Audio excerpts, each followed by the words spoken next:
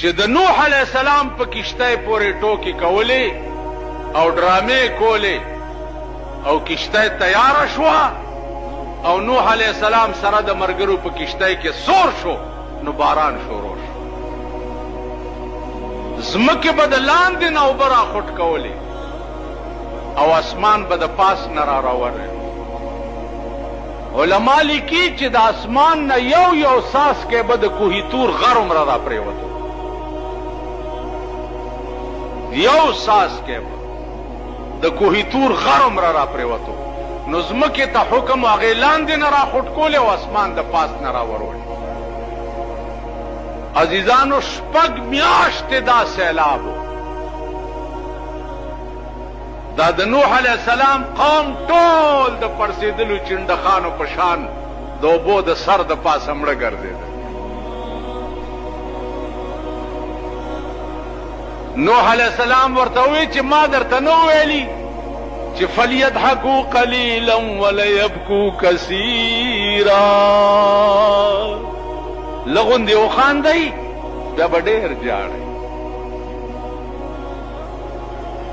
پلار د زوی نه نه خبر، زوی د پلار نه نه خبره، مور د لور نه نه خبره او لور د مور نه نه. هر څه ملیامیټ شو.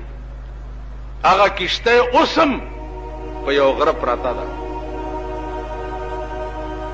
د نوح علیه السلام زوی چې غرقېده نو پلار ورته ووی چې ارکب معنا، بچیا دې کشتۍ ته راسور شه، لا عاصم اليوم، نن خلاصې نشته. هغه ورته ویل زه به غره ته پاس وخېږم، په غره کې به پناه ونیسم. نوح علیه السلام ورته لا عاصم اليوم، نن چېرته د خدای د قهر نه بچ کېدل نشته. د غره ته منډه کړه او په یو سرنګ کې ننوتو، ځان پسې هغه د سرنګ خوله بند کړه چې دلته به اوبه د کوم ځای نه راننوځي. علما لیکي چې خپلې متیازې ته دومره وبهېدې چې دی پکې ډوب شو. الله دریاب ورته د تشو متیازو په لار جوړ. خدای کولی شي.